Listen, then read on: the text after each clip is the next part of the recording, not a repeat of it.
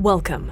You're listening to the Malcontent News Russia-Ukraine War podcast, the show that cuts through the fog of war and updates you about the ongoing conflict in Ukraine. Don't forget to like, comment, and subscribe on Apple Podcasts, Spotify, and Google Podcasts. Hello, I'm Marina Yevshan, co-host of the Russia-Ukraine War Report podcast, and today is January the 18th, 2024. It's been 3,644 days since Russia's illegal occupation of Crimea on January 27, 2014, and 1 year and 329 days since Russia expanded its war of aggression against Ukraine. Today's podcast looks at events that happened yesterday. During the podcast, you can use a Russia-Ukraine war map to help you visualize the areas discussed, and there is a link in the podcast description. The Russia-Ukraine War Report is compiled by our team from around the world.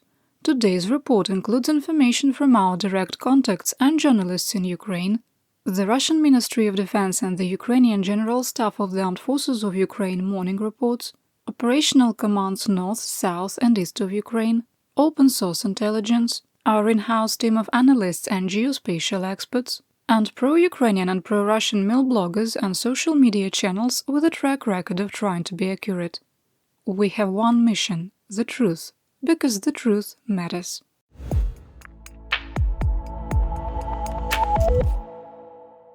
Let's start with the daily assessment. There are some changes from yesterday. 1. Due to the shoot-down of a Russian A-50U AWACS aircraft and numerous reconnaissance flights by Russian drones, we maintain there continues to be an increased risk of a so-called punitive missile strike against Ukraine, targeting civilians and civilian infrastructure in the immediate future. 2. We maintain it is unlikely that the United States will provide additional military or financial aid to Ukraine in 2024. 3. The continued impasse in the United States Congress to provide additional military aid to Ukraine and the passive response to Russian kinetic and hybrid aggression is contributing to Russia's expanding axis with North Korea and Iran and global hybrid warfare. 4. We maintain the armed forces of Ukraine are facing critical ammunition shortages that are directly impacting the ability to maintain existing defensive lines. 5. We maintain that Ukrainian forces no longer have the combat potential to engage in any offensive operations, and Russian troops are capable of additional tactical success and achieving limited operational goals. 6. The reduction in Ukrainian combat potential is a direct result of blocked aid from the United States and the European Union. 7. Russian forces have established an operational objective to capture Chasiv Yar west of Bakhmut. 8.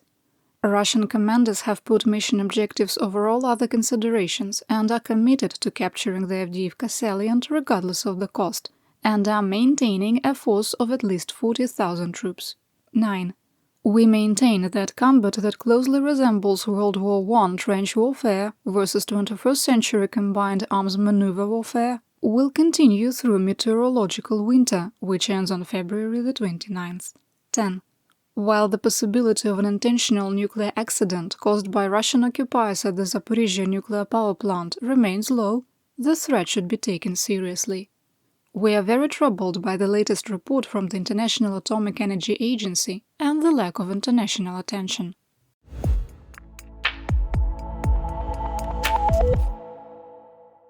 We begin in Kharkiv and Luhansk. In the Kupiansk area of operation, or AO, in Kharkiv region, Russian forces stormed Ukrainian defensive positions near Sinkivka 6 times without success. Russian mercenary mill blogger War Gonzo reported that Russian troops continued their attempts to advance southwest of Pershetravneve. Northwest of Crimea in Luhansk Oblast, Russian forces continued offensive operations east of Makiyivka, where the operational tempo remains high. There has been no change in the situation.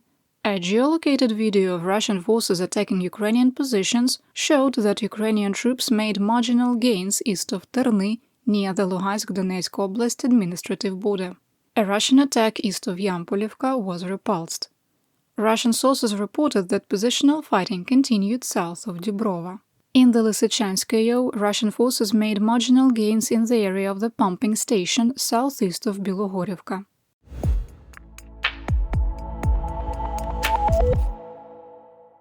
Next, let's talk about the Donbas. In the Severskoye, the Russian Ministry of Defense, or Armod, reported that Ukrainian forces were on the offensive near Bilogorivka, that is the one in Donetsk Oblast. In the Bakhmut AO, the General Staff of the Armed Forces of Ukraine, or GSAFU, reported a Russian attack in the direction of Grigorivka was repulsed. Armod reported fighting continued near Bogdanivka, and Russian mercenary mail blogger War Gonzo reported fighting continued near Khromovo. Fighting also continued east of Ivanivska, with no change in the situation. In the Klishchiivka AO, Russian forces continued their attacks northwest of Klishchiivka with no success. Fighting also continued east of Andriivka. In the Toretsk, New York AO, Armod claimed fighting continued on the northwestern edge of Gorlivka. Ukrainian forces continued to hold their defensive lines in southwest Donetsk. Russian forces have increased the number of attacks in the Avdiivka AO, but with fewer supporting resources. Russian troops attacked Ukrainian positions east of Novokalinovo, southeast of Novobakhmutivka, and east of Stepove without success. After the failed January the 16th attacks, Russian troops returned to positional fighting northeast of the Avdiivka coke plant and in the area of the Terrakan. On the eastern edge of Avdiivka, fighting restarted in the industrial district, with no change in the situation. On the southern flank, there was only positional fighting in the no-man's land between Vodyane and Severne and east of Pervomaisk and Nevelske. In the Marinka AO, Russian forces continued their attacks near Krasnogorivka on the edges of Marinka and east of Georgievka without success. In the Vuhledar AO, Russian forces attacked Novomykhailivka from the south and the east and advanced southwest of the settlement. Russian forces also made marginal gains west of Solotka in the direction of Vodyane. Finally, in the Staromlynivka AO, GSAFU reported positional fighting was ongoing north of Novodonetsk.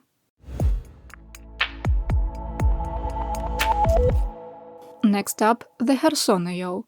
Fighting continued in the forest south of Krinky, with Ukrainian forces repelling 6 Russian attacks.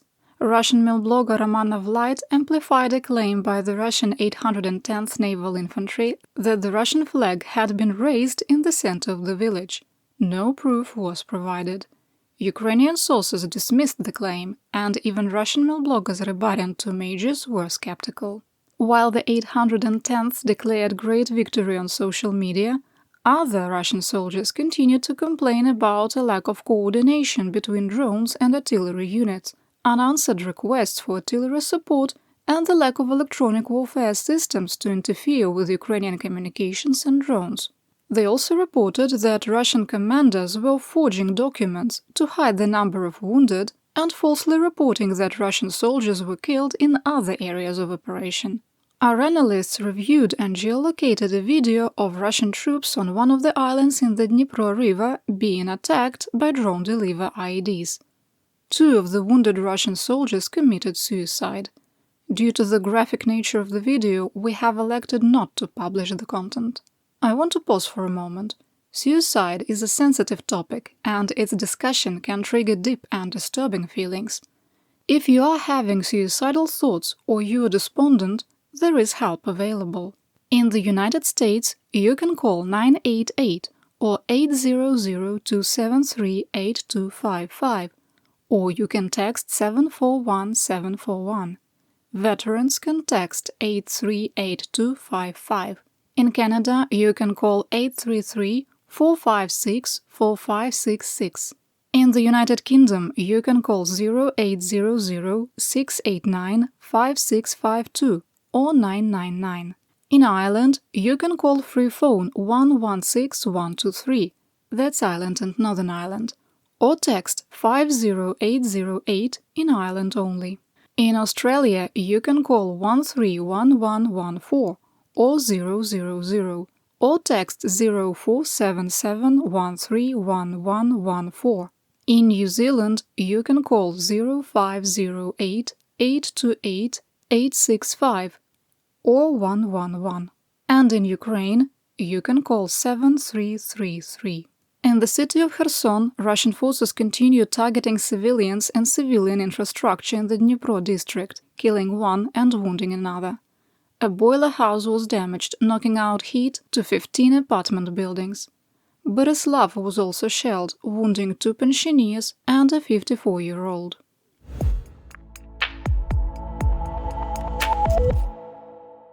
There was an increase in activity in the Black Sea, occupied Crimea, Mykolaiv and Odesa. The Russian Black Sea Fleet has 5 vessels on patrol, including 2 missile carriers capable of launching up to 16-caliber cruise missiles. Due to increased Russian surveillance drone activity in Kherson, Mykolaiv, Odesa and Zaporizhia oblasts in the last 24 hours, in our assessment, the risk of a Russian missile attack is high. In occupied Crimea, smoke screens were created in Sevastopol and Feodosia, and the Crimean and Chongar bridges were closed twice. The illegitimate governor of occupied Zaporizhia and traitor Vladimir Rogov claimed that 2 Storm Shadow cruise missiles targeted the Chongar bridge and were shot down. Russia launched a P-800 Onyx supersonic anti-ship missile at Odessa, which struck near empty cattle barns and hay stalls. It is the first P-800 launched in almost 5 months.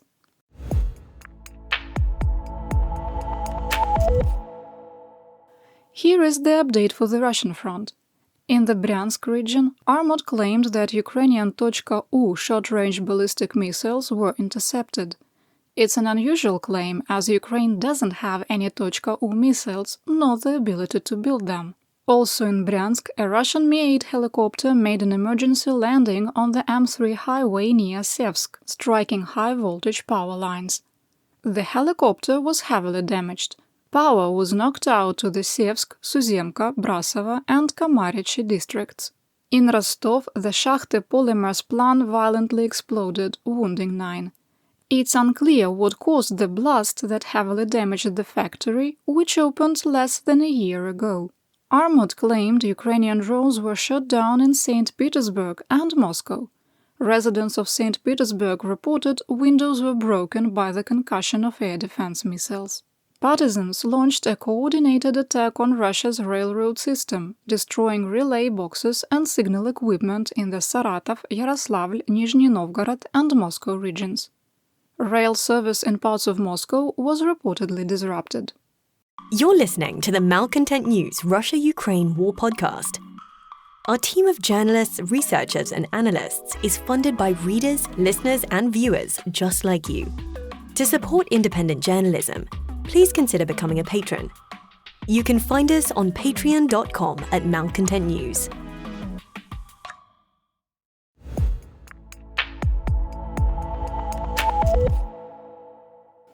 Let's talk about theater-wide events.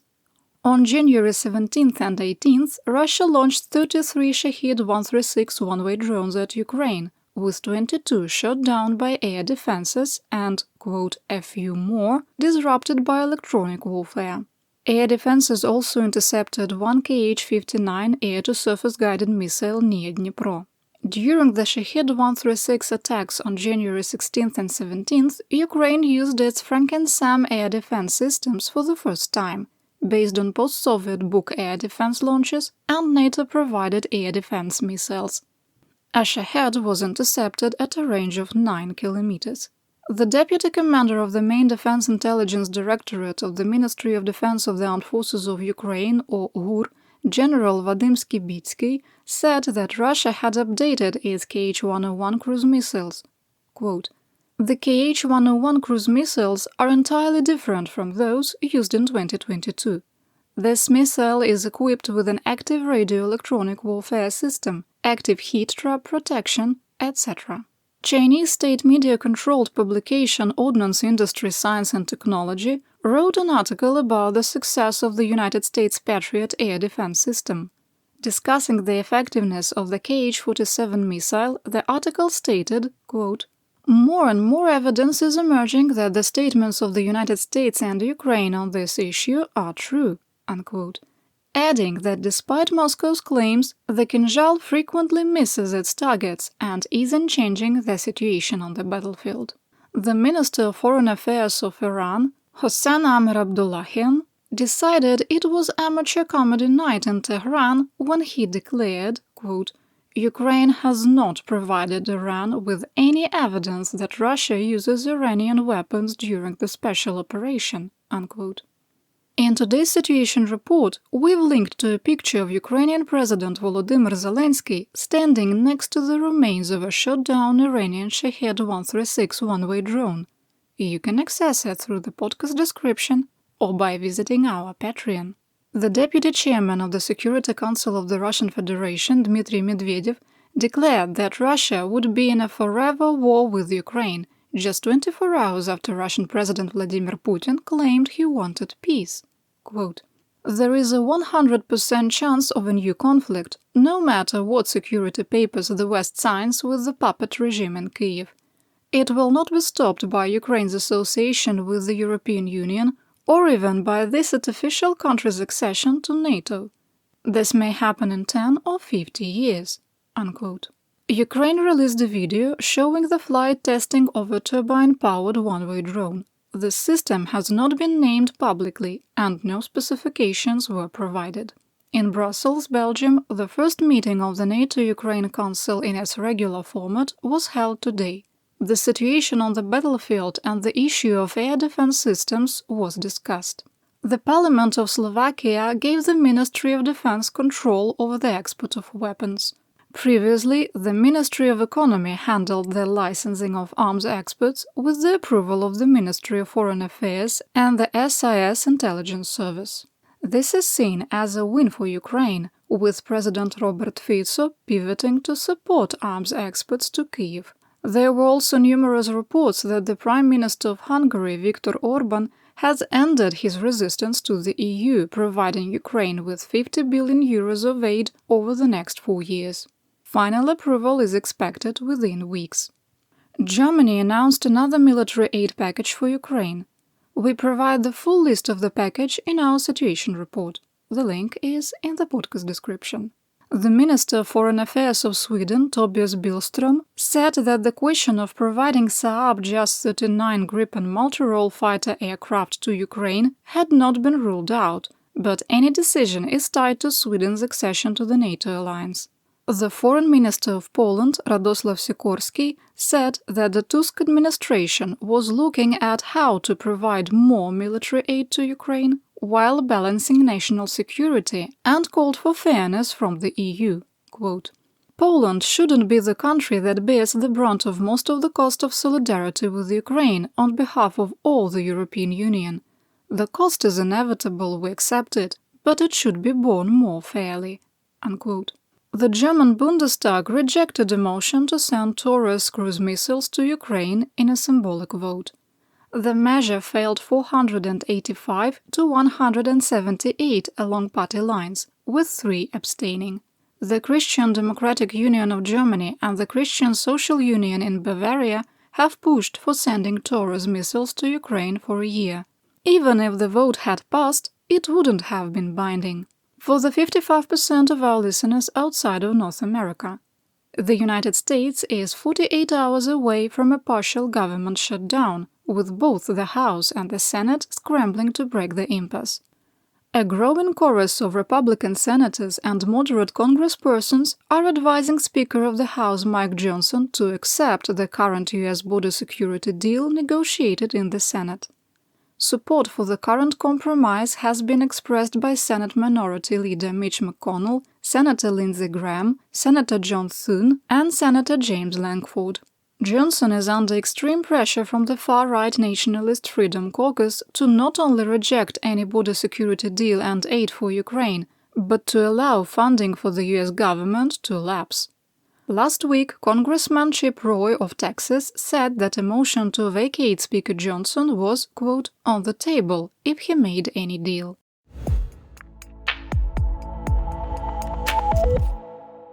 President Vlad the Impaler Putin continues his purge of political enemies. The secret criminal case for our favorite FSB colonel, convicted war criminal, Little Green Man, failed Mobbik, and special guest of the Lefortovo prison in Moscow, Igor Strelkov-Girkin, is over. The first Minister of Defense of the so-called Donetsk People's Republic was charged with discrediting the Russian Federation Armed Forces due to a May 2022 social media post. The verdict and sentencing, which will be public, is currently scheduled for January the 19th. Despite frigid weather and multiple arrests of activists on Tuesday, up to 10,000 protesters turned out in Baimak, the Republic of Bashkortostan, to support Fail Alsynov. Alsynov was convicted of inciting hatred or enmity and sentenced to 4 years in prison. Protesters were attempting to block his transfer from the courthouse. The Ministry of Internal Affairs, Rosgvardia OMON, and the Federal Security Service of Russia struggled to control the crowd, which threw snowballs and ice and pushed back on shield-wielding police. Russian security forces responded with riot batons and tear gas in an attempt to disrupt the crowd. Several people were injured, and after negotiating with protesters, security forces withdrew under a hail of snowballs, ice chunks, and jeers. We have a news story with more information on our website wbhgnews.com and Google News. A link is in the podcast description. Currently, criminal cases have been opened up against 6 people for violating the established procedures for holding a rally. 5 were sentenced to 10 days in jail and 1 for 13 days. The holds are administrative, with government officials considering charging the 6 with organizing a riot. After Wednesday's melee, Bashkortostan officials are reportedly ready to charge dozens with mass rioting, violence against government officials, and public insults to government officials. The charges could result in up to 26 years in prison. Unrelated to the protests, the head of the Republic of Bashkortostan for Social Communications, Yelena Prachakovskaya, was arrested and charged with fraud of a particularly large scale. Russian Orthodox Church priest Sergei Gavarun, also known as Archimandrite Kirill, was defrocked for co-authoring a declaration that teaching that it's a Russian world is a false ideal out of alignment with the Church. Russian journalist Maria Baronova was administratively convicted for violation of Russia's so-called Don't Say War laws and sentenced to 40 hours of community labor and fined 50,000 rubles. Denunciations were filed against the president of the inter-regional Uzbek community, Osman Barato, who is accused of discrediting the armed forces of the Russian Federation. The Investigative Committee of Russia for Moscow has opened a criminal investigation. A Moscow court overturned an earlier decision to release Tajikistan blogger Salmon Jumaboya on personal recognizance as he awaits a trial for extremism. Jumaboya bragged on social media about his sexual conquests and declared, "Soon all Russian girls will be ours." The Moscow Appeals Court decided that Jumaboya was a flight risk and he may be moved to pre-detention. Gonzalo Lira supporters were very quiet on social media.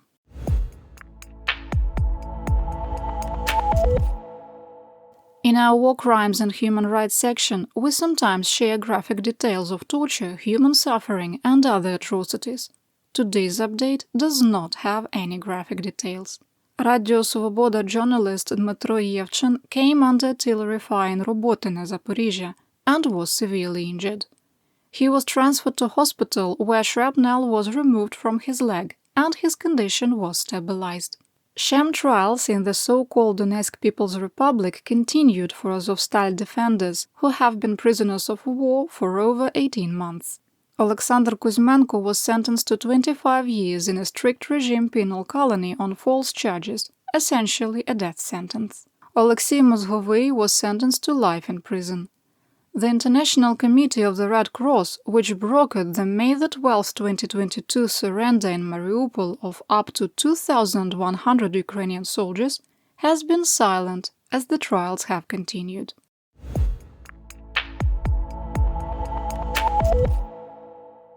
Finally, let's talk about geopolitics and economics. Despite reaching an agreement with the Romanian government, Romania farmers have not lifted their blockade of 2 border crossings with Ukraine. The State Border Service of Ukraine reported that all border crossings with Poland were open without restrictions, and 1/3 of the backlog was cleared in the last 24 hours. A report by the United States publication Politico that the Chinese delegation at the World Economic Summit in Davos, Switzerland, refused to visit with President Zelensky was refuted by Kyiv. There was no planned meeting between Zelensky and the Chinese delegation. Banks in Turkey and China have expanded their refusal to work with Russian banks after new international sanctions were implemented in December. Banking regulations tightened in the summer of 2023, but since the start of 2024, the two largest banks in China and almost all Turkish banks have broken off processing credit transactions. And that's what we know. Your support of my home, Ukraine, helps us make history and protect the future for all. You've been listening to the Malcontent News Russia-Ukraine War podcast. To help keep us independent, please consider providing financial support by becoming a patron. Want on-demand news in your hand? Download the Google News app and make Malcontent News one of your favorites to receive breaking news updates. Thank you for listening.